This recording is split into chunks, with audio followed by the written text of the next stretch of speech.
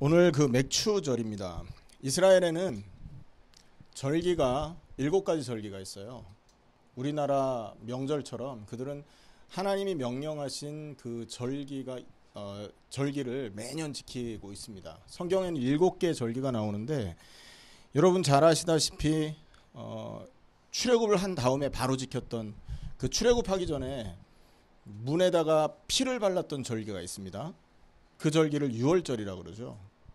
그리고 그 유월절 다음 그 한 주간을 무교절이라고 합니다. 유월절 다음 일주일간을 무교절이라고 한다고요.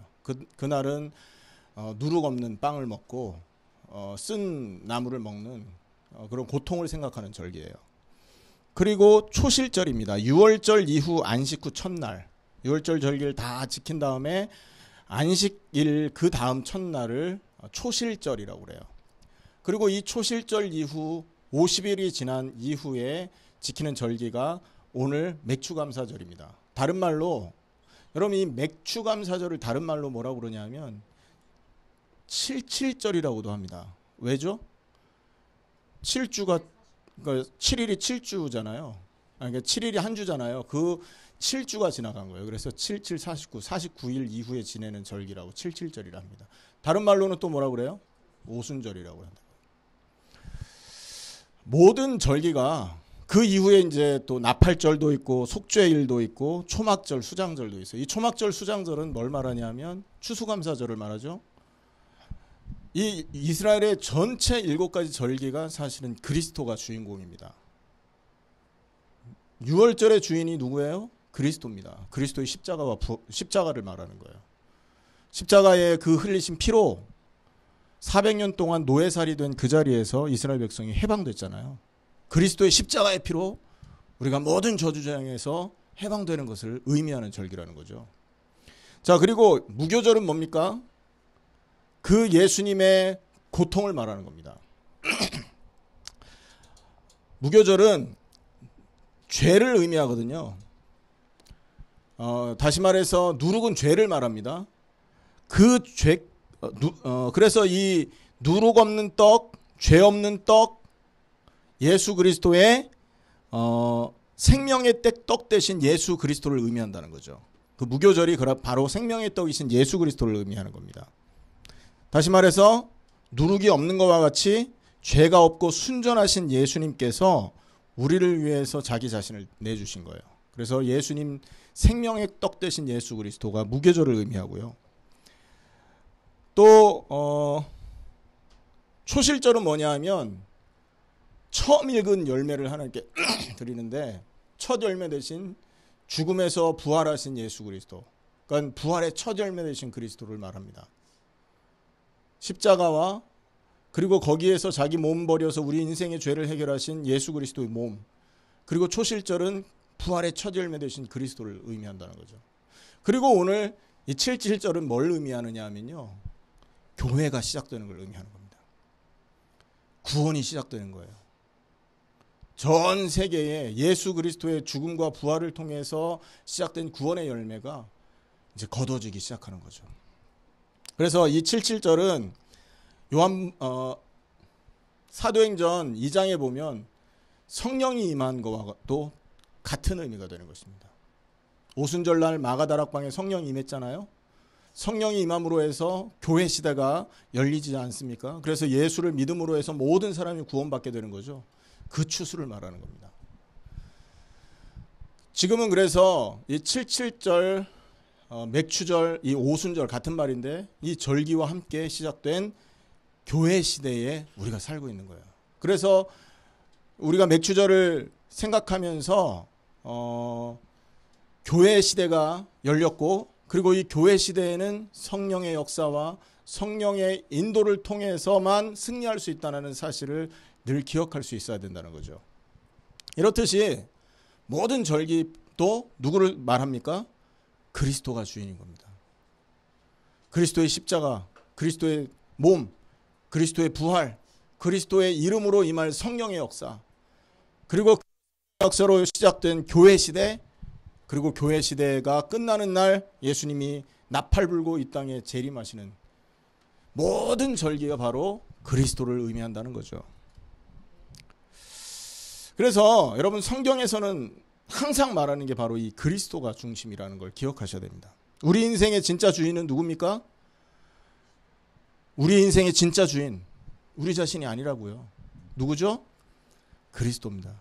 우리 인생의 진짜 여러분 여기 자녀들이 있는데 자녀들 부모가 자녀가 부모 소유가 아닌 거잖아요. 그리스도가 주인이기 때문에 그렇습니다. 여러분 이스라엘 백성이요.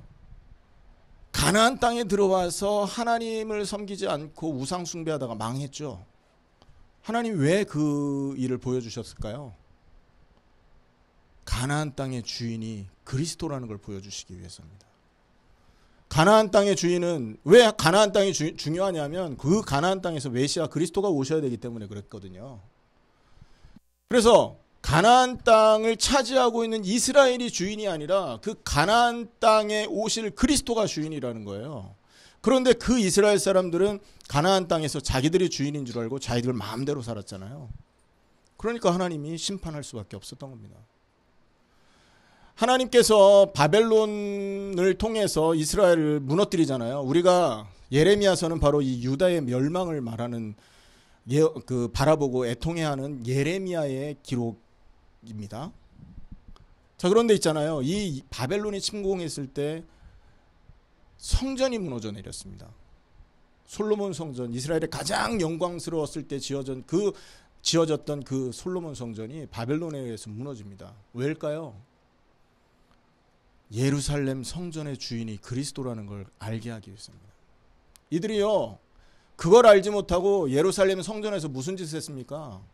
우상 숭배했잖아요. 벽에다가 이 이방 그림 그려놓고 그 옆에서 담무스한테 제사 지내고 막 난리를 쳤거든요. 제사장들이 거기서 예배하면서 그리스도를 예배한 게 아니라 자기들의 복을 간구했다고요. 주인이 누구였었습니까? 성전에 와서 앉아 있었지만 사실 그 사람들에게 있어서의 주인은 자기 자신이었던 거예요.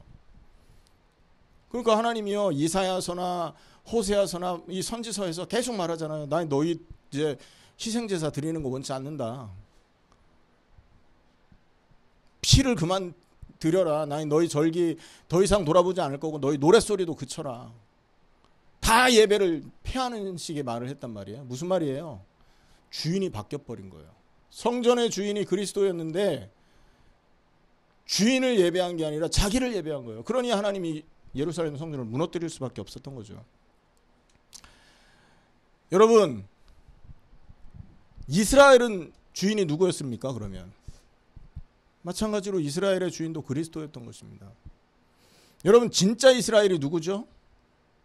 원래는요, 아담이 하나님 앞에 죄를 짓지 않았다면, 그리고 하나님의 뜻을 아담이 이루었었다면 하나님이 이스라엘이라는 나라를 이렇게 세우지 않았을 겁니다. 아담이 하나님 앞에 실패를 했거든요. 그러니까 그 아담 자리에 이스라엘 백성을 얹어 놓으신 겁니다. 그 이스라엘의 조상이 누구죠? 아브라함이었죠. 아브라함이 하나님 앞에 의로운 사람이었어요. 죄를 짓지 않은 사람이었고, 그래서 그 아브라함의 후손들을 선택해서 아담의 자리에다가 앉혀놨었던 것입니다. 그런데 그 이스라엘에 했던 짓은 뭐예요? 하나님 앞에 죄 짓고 우상 숭배하고 자기 길을 갔단 말이에요. 아담이 행했던 그 죄악의 길을 그대로 행한 겁니다. 그래서 그 이스라엘을 대신해서 누구를 이렇게 세운 거예요? 하나님 앞에 의롭게 서고 하나님의 계획을 완성할 그리스도 예수를 이 땅에 보냈던 거예요. 그래서 여러분, 참된 이스라엘이 누구냐? 바로 예수 그리스도라는 거죠. 그래서 예수님의 인생을 보면요, 예수님 공생의 초기에 행적들을 보세요. 헤로드 왕한테 죽을 뻔하잖아요. 그리고 광야에 끌려가서 시험당하잖아요. 요단강 세례받잖아요. 이 모든 것이 구약 이스라엘 사람들이 행했던 이스라엘 역사하고 닮아 있다는 겁니다. 이해되십니까? 홍해를 통과하고 광야 생활하고 했던 모든 것이 예수님의 생애하고 닮아 있다고요. 그 말은 바로 이 예수님이 이스라엘을 대신하여서 참된 이스라엘로 오신 분이라는 거예요. 그러므로 하나님은 하나님의 뜻을 예수 그리스도를 통해 완성할 수밖에 없었던 겁니다. 아담도 하지 못했고 이스라엘 나라도 하지 못했던 그 일을 예수님을 통해 완성하신 거예요. 그러므로 이스라엘의 진짜 주인은 누구라는 얘기예요? 그리스도라는 겁니다. 한번 살펴보세요. 예루살렘 성전의 주인도 그리스도십니다. 가나안 땅의 주인도 그리스도이십니다. 성전에서 드려지는 모든 예배의 주인도 그리스도예요. 우리 인생도 그리스도가 주인이고요. 이스라엘이라는 나라의 주인도 바로 그리스도였다고요. 이스라엘에 보면, 구약 역사에 보면 왕이 있었고 제사장이 있었고 선지자들이 있었잖아요.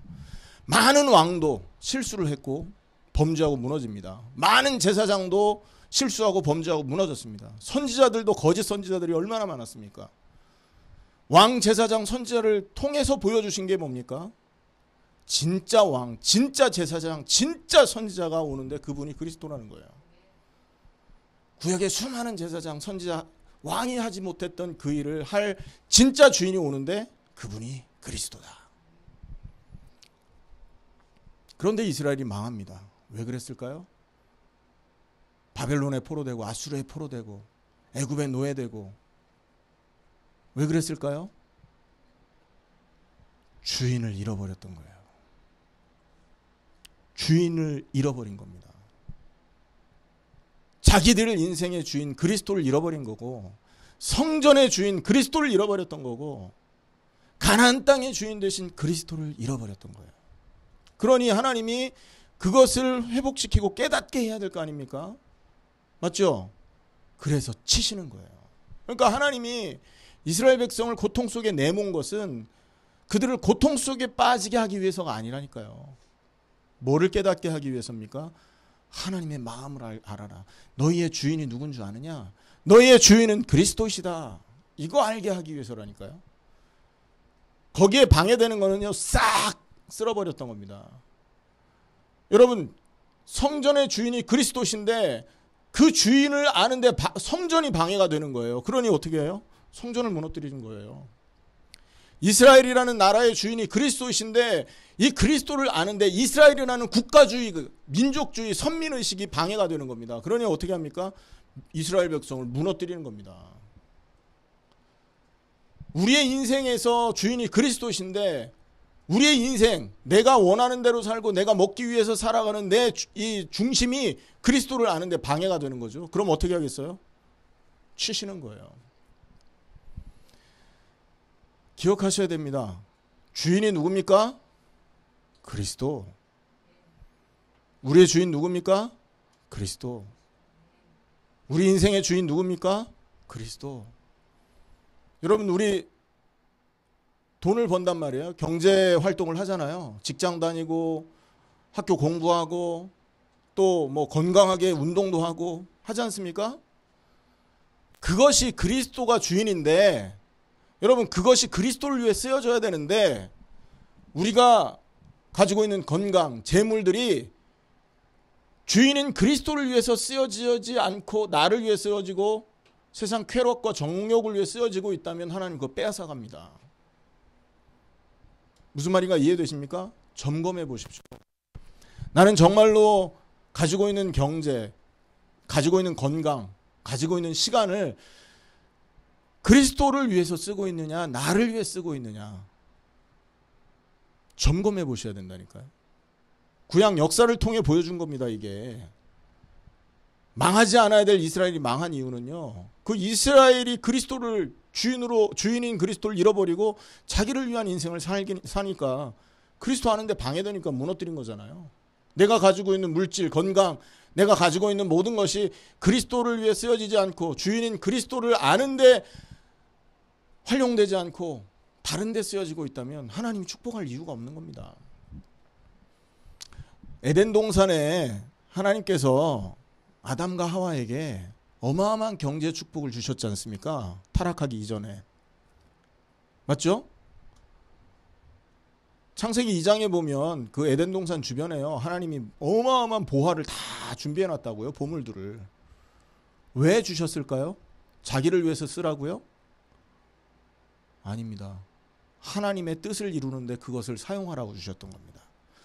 자, 그런데 타락한 이후에 하나님이 이 땅에 허락한 물질이 하나님을 위해 쓰여지고 있습니까? 자기 자신을 위해 쓰여지고 있습니까? 자기 자신을 위해 쓰여지고 있는 겁니다. 여기 우리 학생들 잘 생각하십시오. 모든 거의 주인은 그리스도이십니다. 나의 건강도, 나의 인생도, 우리의 가정도, 그 모든 것도 그리스도가 주인이에요. 주인을 위해서 사용돼야 될 것이라는 거죠. 모든 것이. 근데 그 주인을 잃어버리고, 그리스도 주인 대신 그리스도를 잃어버리고 나를 위해 사용하고 나를 위해 시간 보내고 나를 위해 뭔가를 하고 있다면 반드시 어느 날 그것은 하나님이 징계를 한다는 거예요. 기억하셔야 됩니다. 주인 잃어버리고, 여러분 이스라엘 백성은 주인 그리스도 대신 주인을 잃어버렸을 뿐만 아니라 핍박까지 했다니까요. 여러분 마태복음 그 공관복음 저 사복음서에 보면 예수님이 그리스도가 되셔서 오셨잖아요. 그런데 그 그리스도이신 예수님을 이스라엘 사람들이 인정했습니까? 조상들이 계속 핍박했던 걸 똑같이 배웠잖아요. 그 예수님을 그리스도라고 인정하지 않았고 그리스도이신 예수님을 못에 못 박아 죽였다고요. 십자가에서. 잊어버린 정도가 아니라 오신 그리스도를 핍박하고 버렸다고요. 사도행전 7장에 보면 스데반의 설교가 나옵니다. 그 스데반의 설교가 이 설교였던 거예요. 하나님이 많은 선지자를 통해서 그리스도를 예언했고 너희 백성을 통해 하나님의 뜻을 이루기를 원하셨는데 너희들은 선지자마다 잡아 죽이지 않았냐. 그리고 심지어 그리스도가 오셨는데 너희는 그 그리스도를 죽였다. 회개해라. 이 말을 듣고 반응이 어떤 반응을 나타냈습니까? 스데반 설교를 듣고 사도행전 7장에 보면 마음이 찔렸대요. 그리고 큰 소리로 돌을 던져 죽입니다. 메시지는 바로 들은 겁니다. 여러분 정확한 복음이 전달되잖아요. 딱 두 가지 반응이 나타나는 걸 기억하십시오. 하나는 회개하든지 하나는 핍박하든지 중간은 있을 수 없는 것입니다. 근데 이 스데반의 반응은 뭐였습니까? 핍박이었던 겁니다. 돌 맞아 죽은 거죠. 그게 지금 이스라엘의 모습이라니까요. 우리는 어떻습니까, 여러분? 주인 되신 그리스도, 그 그리스도를 정말로 나의 주인으로 모시고 나의 모든 것을 그 주인을 위해서 쓰고 있습니까? 아니면 단순히 내 인생을 살기 위해서 오늘도 내일도 어제도 똑같이 세상을 위해 나를 위해 살고 있습니까? 점검해 보셔야 됩니다. 그래서 오늘 기억할 건 뭐냐면 이 주인 되신 그리스도, 이 그리스도의 언약에서 끊어지거나 그리스도의 언약에서 멀어지거나 이 그리스도의 언약에서 우리가 이렇게 상관없는 사람이 되면 반드시 심판을 당하는 것이에요. 이스라엘 통해서 보여줬습니다.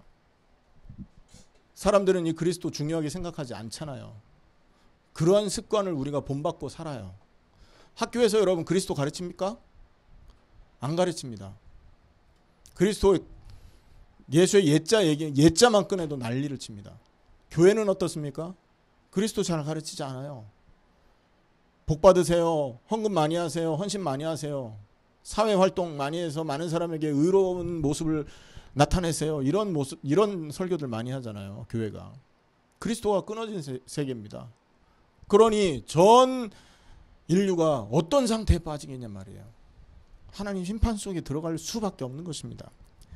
여러분 요한복음 3장 18절 19절에는 이런 말씀이 있어요. 요한복음 3장 18절 19절에 그를 믿는 자는 심판을 받지 아니하는 것이요 믿지 아니하는 자는 하나님의 독생자의 이름을 믿지 아니함으로 벌써 심판을 받은 것이니라. 이해되십니까?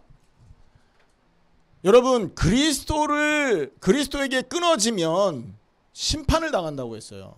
그런데 그 정도가 아니라는 거예요. 이미 심판을 받고 있는 겁니다. 끊어졌다는 그 자체가. 인식하지 못하고 있을 뿐이지. 왜 심판을 받고 정죄를 받느냐? 19절에 보면 그 정죄는 이것이, 심판받을 때 너는 이것이 문제다 하고 정죄하잖아요. 그 정죄가 뭐냐 하면 곧 빛이 세상에 왔으되 사람들이 자기 행위가 악함으로 빛보다 어두움을 더 사랑한 것이니라. 그리스도가 오셨는데, 그리스도가 주인으로 우리에게 임하셨는데 관심 없이 어둠을 향해 가고 있는 거예요.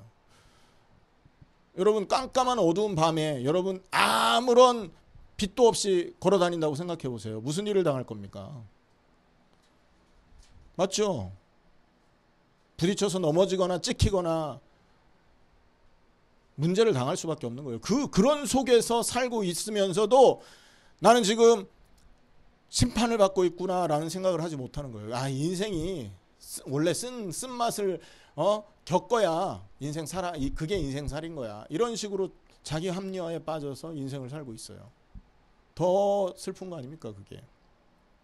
그래서 오늘 정말로 기억해야 될 것은 바로 이 그리스도가 우리 인생의 주인이다. 우리는 이 그리스도에게서 멀어지면 안 되는 존재들이다. 내 인생, 내가 숨쉬는 모든 것이 그리스도를 위해서 되어지고 있는 것이다라는 거죠. 그 사실을 놓치지 마시기를 축원합니다. 그러면 어떤 거를 기억해야 될까요? 어떻게 그리스도께 가까워질 수 있습니까? 오늘 예레미야 31장 31절에 하나님께서 말씀을 하셨죠. 같이 한번 보겠습니다. 예레미야 31장 31절.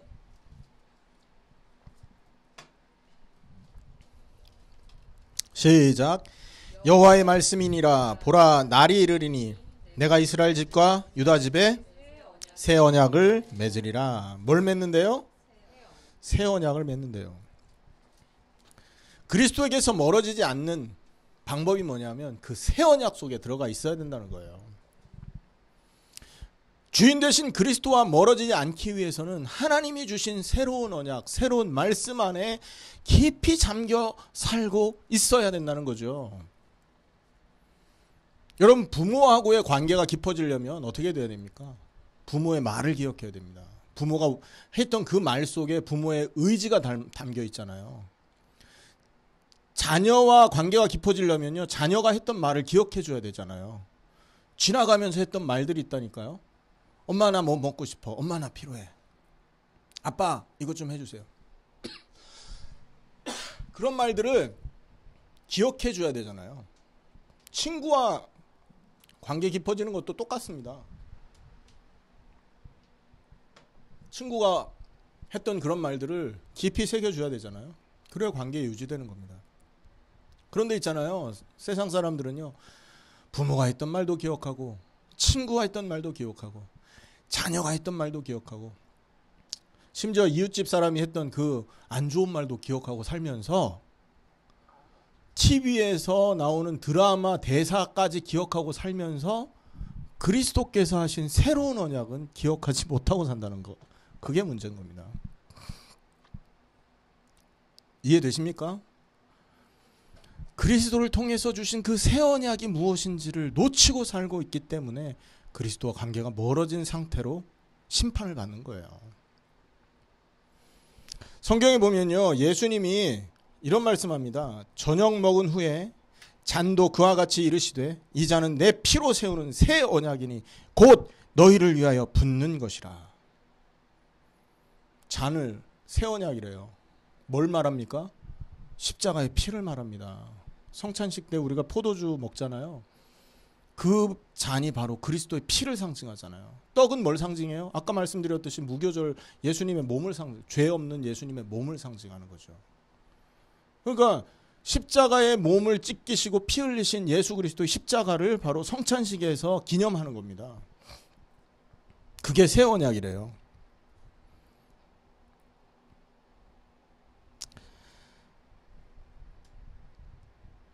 그렇다면 새 언약이라는 예수님, 오늘 예레미야 31장에 말하고 있는 이스라엘이 망하는 자리에서 했던 얘기거든요. 이스라엘이 지금 바벨론에게 멸망당할 시점에 하나님이 새 언약을 주시고 그 새 언약을 붙들면 살아나게 하겠고, 죄를 기억하지도 않고 내가 너희 마음속에 들어가서 너희와 함께 할 거다라는 엄청난 언약을 지금 예레미야 통해서 주고 계시는 겁니다. 몇백 년 차이가 납니까? 그리스도 오시기. 수백 년의 차이를 두고 하나님이 예언하신 거예요. 예고하신 거라고요. 그 예언의 말씀을 기억하냐 못하냐가 우리가 그리스도에게 붙어있냐 떨어졌냐의 차이라는 거예요. 이 언약을 기억한다. 우리는 어떤 사람이 됩니까?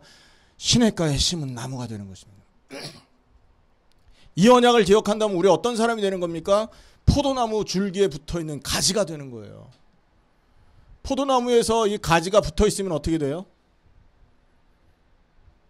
열매를 맺잖아요.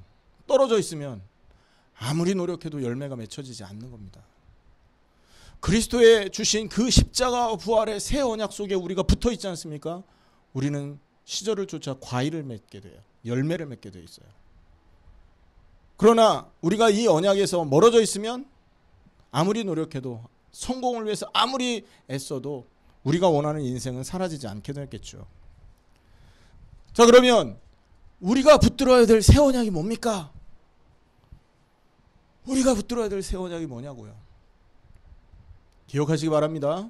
자, 다시 한번 정리할게요. 모든 성경은 그리스도를 중심으로 얘기되고 있어요. 그래서 모든 거의 주인이 그리스도라고 성경이 말하고 있습니다.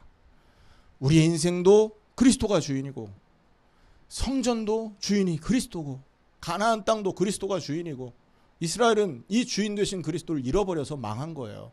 우리는 망하면 됩니까? 안 됩니까? 망하고 싶은 사람은 그냥 상관없이 살아요. 하지만 망하고 심판당하고 싶지 않다면 이 언약을 기억하셔야 돼요. 예레미야의 입을 통해서 멸망당하고 있는 이스라엘에게 주신 언약이 뭐냐? 말씀이 뭐냐? 새 언약 주신다는 말씀이었잖아요. 군대를 일으키고 무기를 만들어라, 독립운동을 해라, 이런 얘기 하지 않았다니까요. 바벨론을 대항해서 싸워라, 이런 얘기 하지 않았다고요. 하나님이 망하는 이스라엘 백성에게 뭘 얘기합니까? 새 언약 주신다 얘기했다고요. 그럼 우리 인생도 마찬가지인 것입니다. 하나님께서 그리스도 통해 주신 이 새 언약에 우리가 붙어 있고 그 새 언약을 기억하고 산다면 우리는요, 구원받게 되고, 우리는 어떻게 됩니까? 하나님의 은혜 속에 거하게 되는 거예요. 반대로 아무리 노력하고 아무리 성공하고 아무리 똑똑해도 이 언약과 상관없다면 우리는 하나님의 은혜 밖에 거하게 되는 겁니다. 방주 안에 있는 사람과 방주 밖에 있는 사람의 인생이 같아요, 틀려요? 같아요, 틀려요? 홍수가 일어났는데 배 안에 있는 사람과 그 홍수 속에 빠져 있는 사람은요, 인생 틀립니다.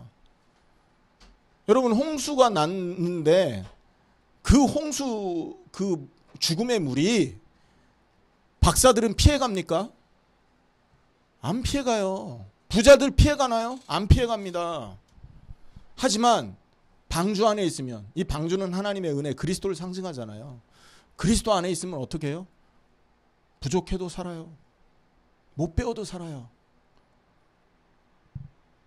연약해도 그 하나님의 은혜 안에 있기 때문에 복을 받게 돼 있는 거라니까요. 새 언약이 뭐냐 그러면 십자가와 부활을 통해 주어진 은혜를 새 언약이라고 하는 것입니다만, 기억해야 될 게 뭡니까? 첫 번째로요, 로마서 8장에 보면 자세히 나와 있습니다. 로마서 8장 많이 있겠지만 그 중에 로마서 8장을 보면요, 그 새 언약을 통해 주어진 은혜가 압축적으로 정리가 되어 있어서 소개를 하는 거거든요. 첫째 뭐냐? 여러분, 그리스도의 십자가와 부활에 연합하여 죽고 살아나잖아요. 그게 새 언약으로 주어지는 은혜지 않습니까? 정말 우리가 그 믿음으로 그 십자가와 연합한 그 은혜 속에 들어가잖아요. 그러면 어떤 일이 벌어지냐면, 첫째로 정죄함이 없어지는 겁니다.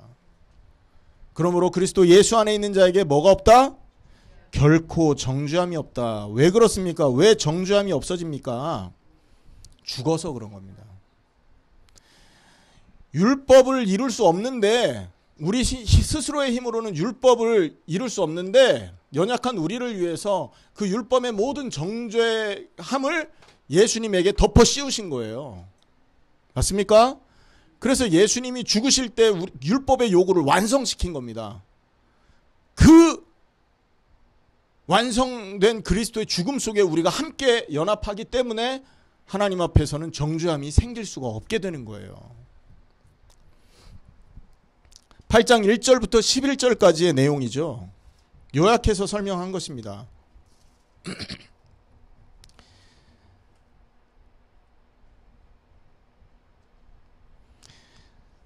3절이죠. 율법이 육신으로 말미암아 연약하여 할 수 없는 그것을 하나님은 하시나니 곧 죄로 말미암아 자기 아들을 뭘로요? 죄 있는 육신의 모양으로 보내어 육신의 죄를 정하셨어요. 죄가 없는 예수님에게 죄를 정해서 그를 죽게 한 거죠.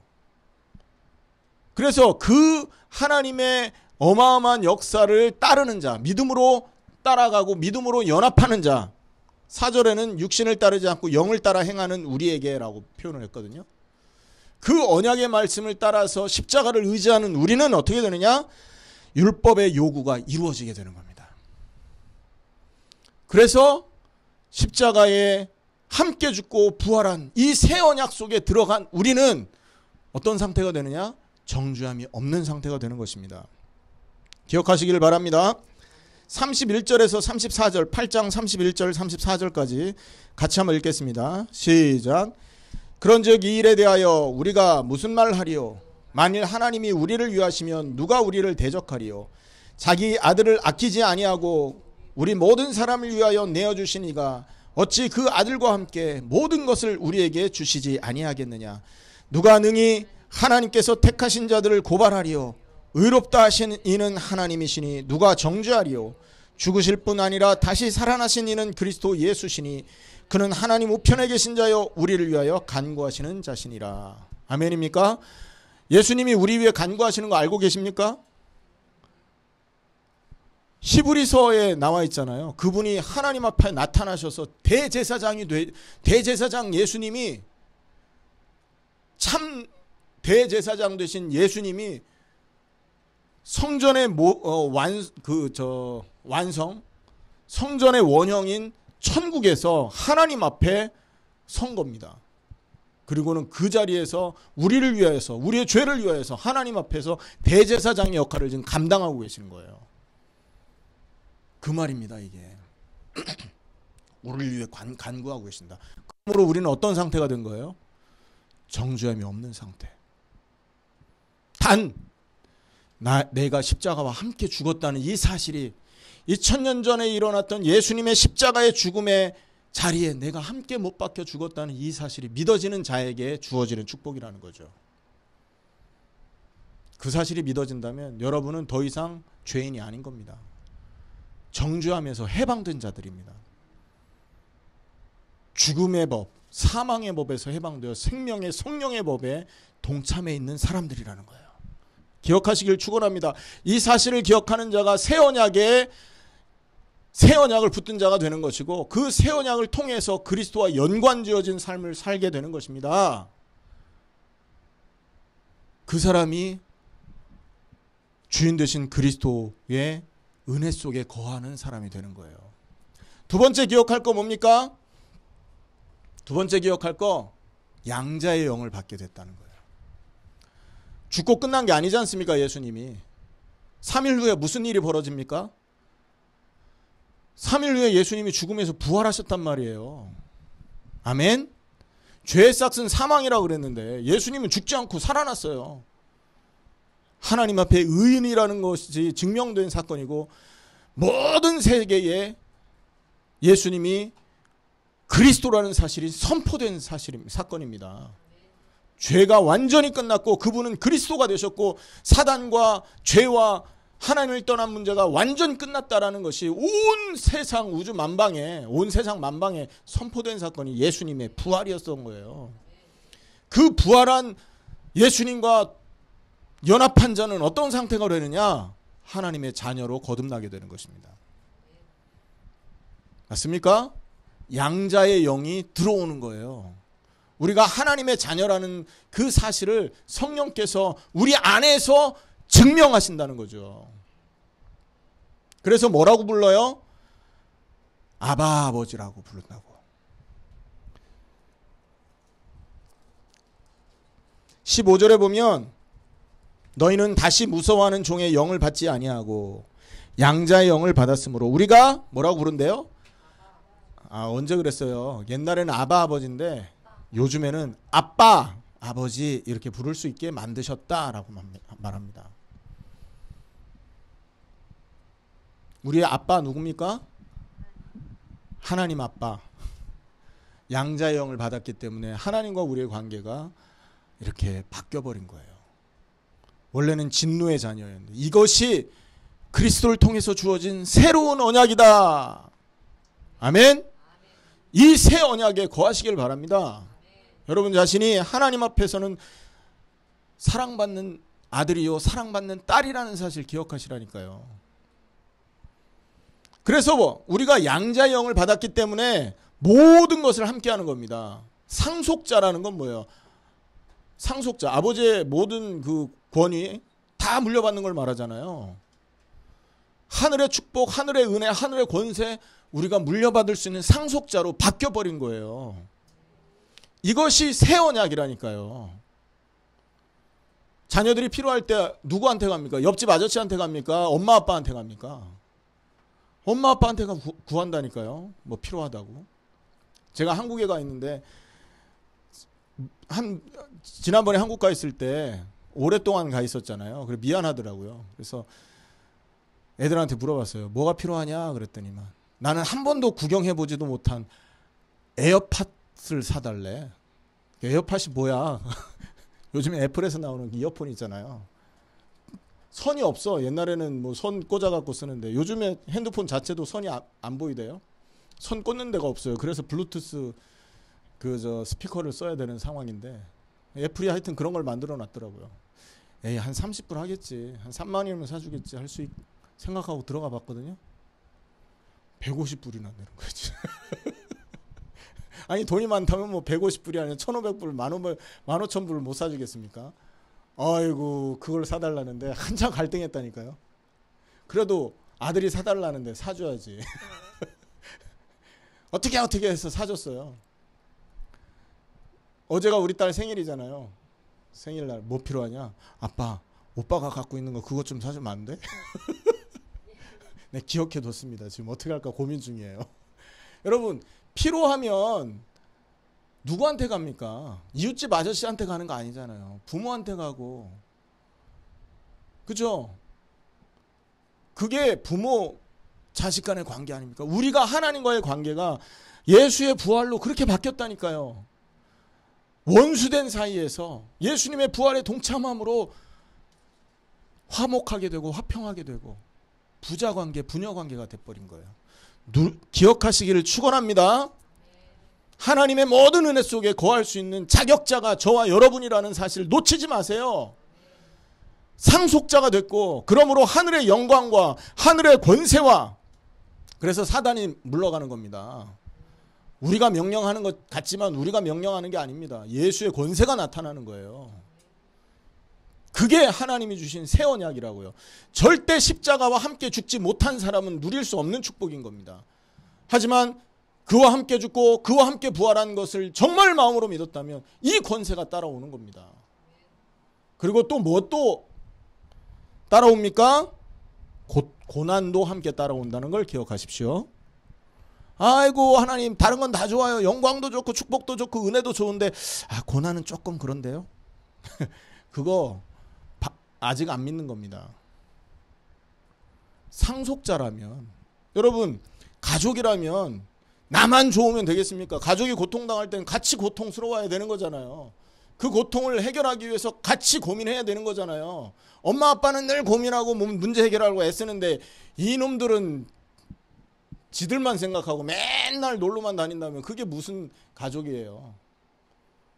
자녀가 고통스러우면 아빠도 고통스러운 거예요. 맞습니까? 아들이 고통스러울 때는 아빠도 엄마도 다 고통스러운 거잖아요. 엄마 아빠 고통스러운데 아들 딸은 아무렇지도 않다. 가족일까 고민해 봐야 되겠죠. 마찬가지인 겁니다.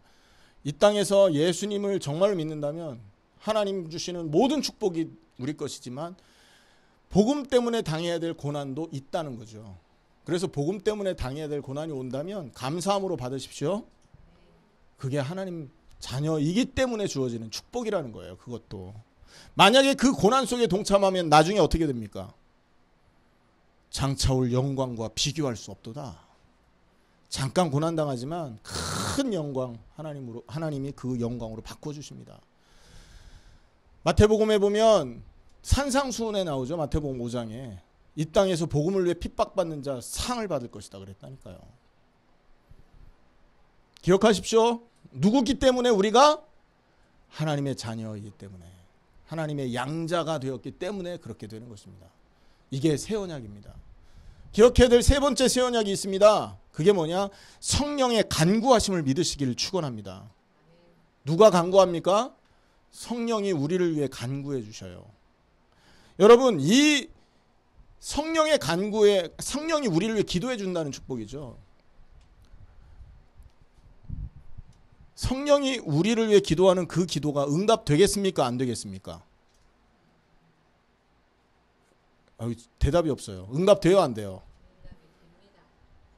여러분, 야고보서에 보면 의인의 기도는 간구하는 힘, 역사하는 힘이 크니라라고 말합니다. 그래서 엘리야가 예로 나오죠. 엘리야가 의인으로서 하나님 앞에 비가 안 올 때 기도했더니 3년 반 동안이나 오지 않던 비가 내리기 시작했어요. 엘리야가 죽은 자를 위해 기도했더니 죽은 자도 살아나고 막 난리가 나잖아요. 그러면서 뭐예요? 의인의 기도는 역사하는 힘이 크다라고 말했다고요. 자, 그러면 똑같은 의인으로서 응답받은 사람 기억해 보세요. 모세가 기도할 때 응답됩니까? 안 됩니까? 홍해가 갈라지고요. 하늘에서 만나 메추라기가 내린다니까요. 의인이기 때문에 응답이 되는 겁니다. 여러분, 아브라함이 하나님 앞에 의인이었습니다. 말년에 어떤 인생 살았습니까? 자기 아들 하나님께 바치고 창세기 24장에 보면 아브라함이 나이 많아 늙었고 하는 모든 일에 형통함을 받았더라 그랬죠. 의인이기 때문에 그런 응답이 오는 겁니다. 시편에도 보면 의인은 하나님의 복을 받는다라고 표현하잖아요. 다윗의 기도가 응답됩니까? 안 됩니까? 의인이었기 때문에 다윗의 기도가 반드시 응답됐습니다. 자, 그러면 지금 열거한 다윗, 아브라함, 모세, 엘리야보다도 더 확실한 의인이 누굴까요? 그리스도 예수 아닙니까? 성령의 간구는 그리스도 예수의 능력으로 회복된 축복인 거예요.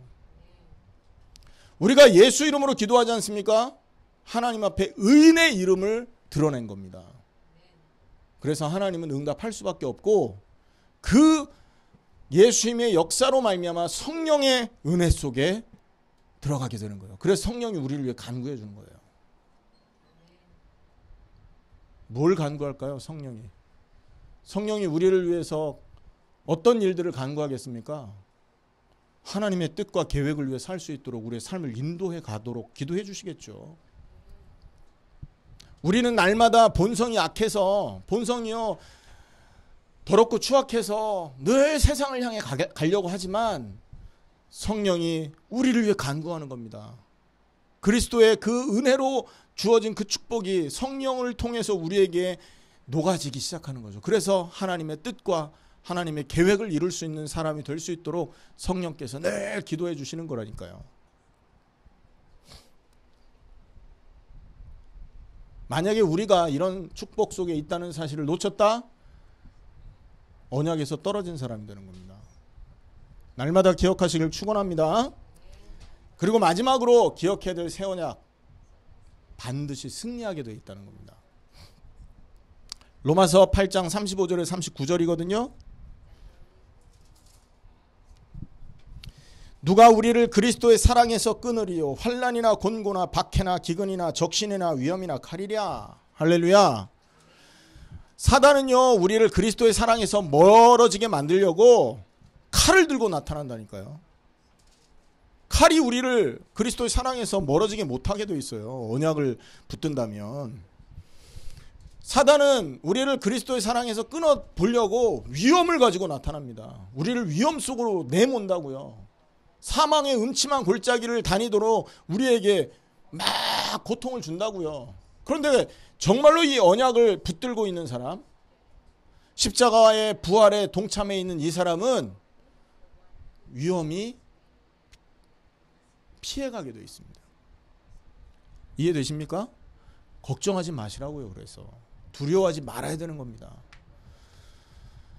철로 역정에 보면 크리스찬이 순례의 길을 가잖아요. 천성을 향해서 가는 동안에 사단이 나타나는데요. 사자의 모습으로 나타납니다. 그 오솔길을 가야 되는데 그 다리 좁은 다리를 가는데 사자가 으랑거리고 잡아먹을 듯이 나타나요. 가만히 보았더니 사자의 다리에 쇠사슬이 묶여 있는 거예요. 아무리 포효를 하고 크리스찬을 잡아먹으려고 막 발버둥을 쳐도 손이 안 닿아. 손이 안 닿아. 왜? 짧게 묶여 있으니까. 그게 성도의 그 축복이라는 겁니다.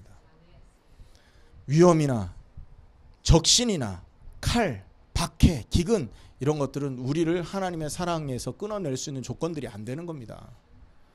무슨 말입니까? 그러면 확신하면 됩니다. 로마서 8장 28절 확신하면 돼요.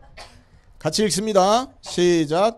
우리가 알거니와 하나님을 사랑하는 자 곧 그 뜻대로 부르심을 입은 자들에게는 뭐합니까? 모든 것이 합력해서 선을 이루어요. 위험도 적신도 칼도 기근도 합력을 해. 이것들이 힘을 합쳐. 그래가지고 뭐를 이루어요? 우리가 하나님의 뜻을 이룰 수 있는 자리에 가게끔 도와주는 도구가 된다고요. 마치 바람이 불 때 돛을 단 배가 더 빨리 목적지를 향해 갈 수 있는 것처럼 이런 기근이나 적신, 여러분 적신은 뭐예요? 네이키드 말하는 겁니다. 네이키드. 그러니까 벌거벗음을 말하는 거예요. 언제 벌거벗습니까? 돈 없을 때 벌거벗죠. 헐벗고 굶주린 상태를 말하는 거예요. 그런 것들이 하나님의 사랑에서 우리를 끊어내지 못하고 심지어 그것에 힘을 입어서 하나님이 원하는 자리에 더 빨리 가게 되는 거예요. 이게 새 언약에 붙어 있는 자가 누리는 축복들이라는 거죠. 오늘 말씀 마치겠습니다. 모든 거의 주인은 그리스도. 이스라엘의 주인도 그리스도, 가나안의 주인도 그리스도, 예배의 주인, 성전의 주인, 우리 인생의 주인도 그리스도. 이스라엘이 멸망당한 이유는 뭐냐? 주인이 누군지 몰라서 멸망당한 거예요. 자기가 주인 됐고 자기 인생이 하나님이 되었기 때문에 하나님이 채찍을 들이신 거죠. 오늘 우리가 주인 되신 그리스도 아닌 다른 걸 붙들고 있다면 그것 때문에 망하게 될 것이에요. 그러면 어떻게 우리가 그리스도의 이 주인 되신 그리스도의 보호 안에 들어갈 수 있냐? 오늘 예레미야 31장 31절 말씀처럼 새 언약 속으로 들어가야 되는 거예요. 새 언약이 뭡니까? 십자가와 부활을 통해 약속된 은혜가 새 언약이에요. 십자가와 부활을 통해서 우리에게 주어진 어떤 축복이 있는데 그게 무엇이냐? 오늘 로마서 8장에서 말씀드렸던 겁니다. 로마서 8장에서 몇 가지 말씀드렸습니까? 4가지 말씀드렸습니다. 정죄함이 없어지는 거, 우리가 양자의 영을 받았다는 거, 그리고 성령의 간구하심을 입는다는 거, 반드시 승리한다는 거. 아멘. 이 언약, 이것이 우리에게 주어진 새 언약이라는 사실을 기억하시고 날마다 이 언약을 붙들고 그리스도의 은혜 속에 거하시는 여러분 되기를 예수님의 이름으로 축원합니다. 기도하겠습니다.